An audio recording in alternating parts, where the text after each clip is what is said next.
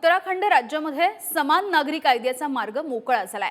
समान नागरी कायदा असलेलं उत्तराखंड हे सध्याचं पहिलं राज्य ठरताना दिसणार आहे। उत्तराखंड मंत्रिमंडळाने समान नागरी कायद्याचा मसुदा हा मंजूर केलाय। विधानसभेमध्ये भाजपच्या संख्याबळामुळे हे विधेयक मंजूर होणार आहे। शुक्रवारी सादर झालेल्या अहवालाला रविवारी मंजुरी मिळते आहे।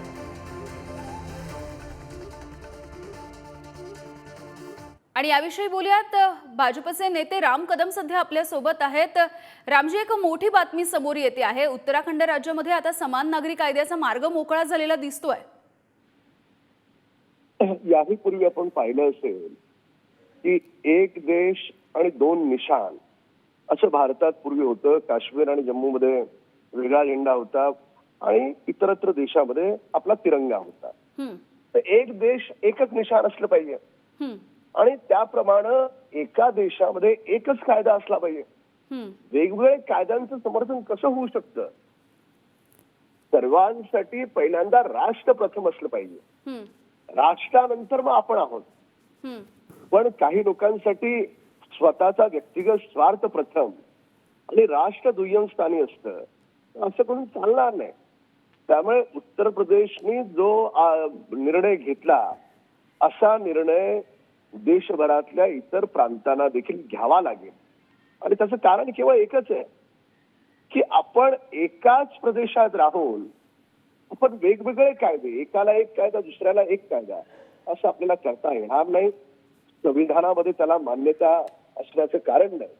त्याच्यामुळे उत्तर प्रदेश सरकारने घेतलेला निर्णय हा अत्यंत स्तुत्य निर्णय आहे आणि येणाऱ्या काळामध्ये देशभरात देखील वेगवेगळ्या प्रांतांमध्ये अशा प्रकारचा निर्णय होईल।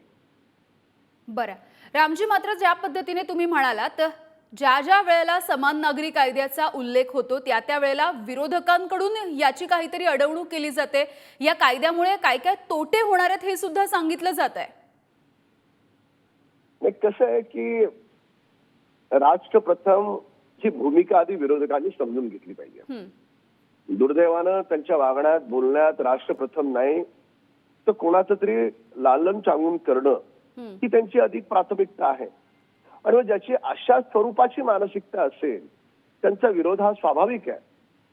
पण याही पूर्वी अशा प्रकारच्या धाडसी निर्णयांना संकुचित राजकारण करणारे, केवळ स्वतःच्या परिवाराची चिंता करणारे, ठीक आहे, आज वडील आहेत उद्या मुलगा, मुलगा झाला नातू, असे ज्यांचे पक्ष चालतात त्यांच्याकडे ह्याच्यापेक्षा पलीकडे दुसरं काहीच नाहीये। कारण एका विशिष्ट धर्माचं लालन चालून करणं हीच त्यांची प्राथमिकता आहे। ठीक आहे, तुमचा मुद्दा लक्षात आला रामजी, धन्यवाद। तुम्ही सविस्तरपणे प्रतिक्रिया दिलीत यासाठी। आपल्यासोबत राजू वाघमारे सुद्धा जोडले गेलेले आहेत। वाघमारे जी, उत्तराखंड राज्यामध्ये समान नागरी कायद्याचा मार्ग आता मोकळा झालेला आहे, त्याला मंजुरी सुद्धा देण्यात आली आहे। नाही, कसं आहे की लोकसभेच्या निवडणुका डोळ्यासमोर ठेवून अशा प्रकारचे निर्णय घेणं आणि अशा प्रकारचे निर्णय घेत असताना समाजाचा, त्या राज्यातील लोकांचा आणि इतरांचा विचार न करता त्याच्यावर त्यांचे विचार काय आहेत, कारण या देशामध्ये राहणाऱ्या प्रत्येकाला आपल्याला सामावून घेणं आवश्यक आहे।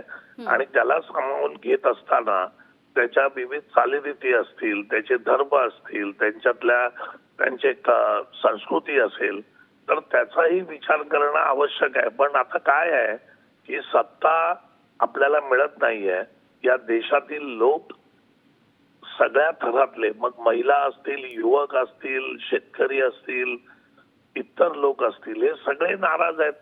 कारण विकास हा झालेलाच नाहीये, बेरोजगारी वाढली आहे आणि या सगळ्या बाबतीत लोकांचं लक्ष मूलभूत प्रश्नांकडून जर वळवायचं असेल तर मग अशा प्रकारच्या गोष्टी करायच्या, म्हणजे मूलभूत प्रश्नाकडून लक्ष वळतं। बेरोजगारीवर कोण बोलणार नाही, महागाईवर कोण बोलणार नाही, शेतकऱ्यांना अजिबात भाव मिळत नाही त्याच्यावर कोण बोलणार नाही, शेतकऱ्यांच्या आत्महत्येवर बोलणार नाही, शिक्षणाचा बट्ट्याबोळ उडालेला आहे त्याच्यावर कोण बोलणार नाही। आज सगळीकडे अगदी केऑस माजलेला आहे, गोंधळ माजलेला आहे, त्याच्याकडे कोण बोलणार नाही। आणि मग याच्यासाठी अशा प्रकारच्या गोष्टी बाहेर काढायच्या की चर्चा त्याच्यावर झाली पाहिजे। पण यांनी कितीही समान नागरिक कायदा वगैरे या गोष्टी आणल्या तरी लोकांचे जे मूलभूत प्रश्न आहेत, आज युवकांच्या बेरोजगारी, महागाई, महिलांची सुरक्षा, शेतकऱ्यांच्या मालाचा भाव, शेतकऱ्यांच्या आत्महत्या, या गोष्टी काही लपणारा नाहीत आणि याच्यावरचं लक्ष लोकांचं वळणार नाही.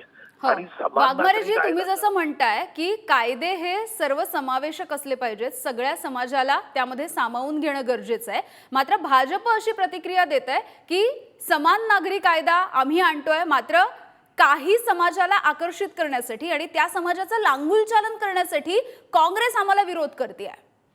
नाही नाही, एक गोष्ट लक्षात घ्या, हा आरोप भाजपने आयुष्यभर केलेला आहे.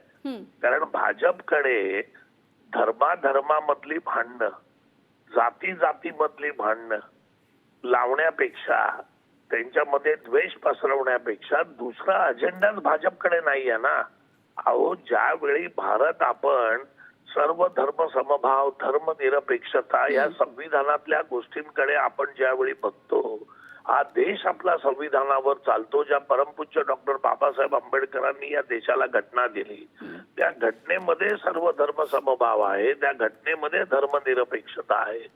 मग ज्यावेळी अशी परिस्थिती संविधानामध्ये असेल, त्यावेळी या देशामध्ये जर विविध धर्माचे, विविध जातीचे लोक राहत असतील, तर तुमचं कर्तव्य बनतं की नाही की संविधानाच्या मान्यतेप्रमाणे तुम्ही प्रत्येकाच्या धर्माचं, त्यांच्या चालीरीतीचं, त्यांच्या संस्कृतीचं तुम्ही संरक्षण करायला बांधील आहात की नाही, याचं उत्तर भाजपने द्यावं ना.